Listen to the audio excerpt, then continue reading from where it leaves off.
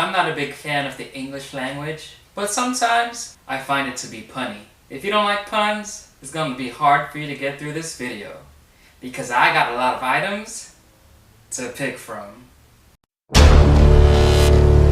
Green coffee. Some people will never understand why I complain about my job, and that's because they don't understand the scope of what I do.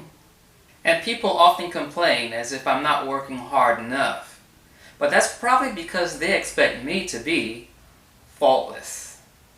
And I promise you, when I complain, it's not because I'm just being too sensitive, but I really do end up having to pray a lot for extra strength. But I really do think people expect too much of me. It's like they think I'm the principal. But I'm not the principal, I'm the vice principal, and my job is to ensure that when people look at the school, what they see and they think is, this is a school with great value. At school, I feel like I spend way too much time in meetings. A kid will come to me and say, "Mr. Kinnair, are you and Mr. Reynolds available?" I would say, "No, I'm sorry, we have a meeting. Mr. Reynolds and I are wrapped up." But do you know how I've made it over a decade in the field of education? It's because through all of the stress, I've learned to let go. People always playing games, and sometimes it just messes with my brain. But what do I do with that foolishness? I let go. But you know what? If I can handle all of that trash and still be glad, you can too. So, when your load gets hefty, just pray, and you'll be surprised at what God reveals to you.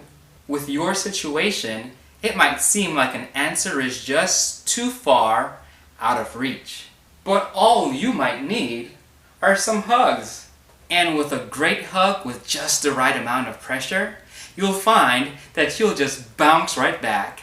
Next thing you know, all of that darkness disappears, and the sun begins to rise, just as if it's the break of dawn.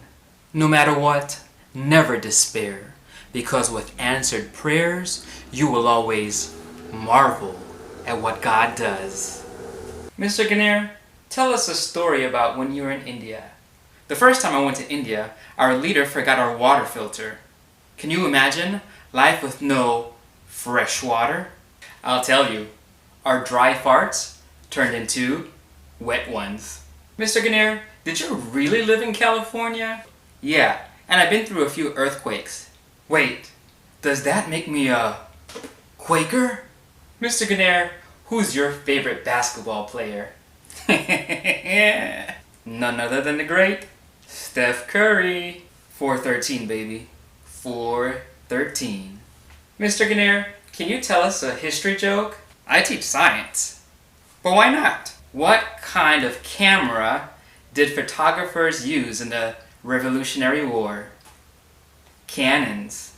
Mr. Kinnair, I really like how you design your room. How did you get all those stuff on the walls? Yeah, I hate boring rooms too. I don't like seeing white walls. So if I want to put something up, all I do is take some nails, swing my arm, and hammer. Mr. Kinnair, why is there red in your beard? Maybe it was because I was born in the spring. Or it's because I genetically have in my blood Irish. Alright, Mr. Kinnair, we know you don't like Christmas, but do you like Valentine's Day? Valentine's Day or Single Awareness Day? Either way, I don't like it because I ain't got nobody to call me honey.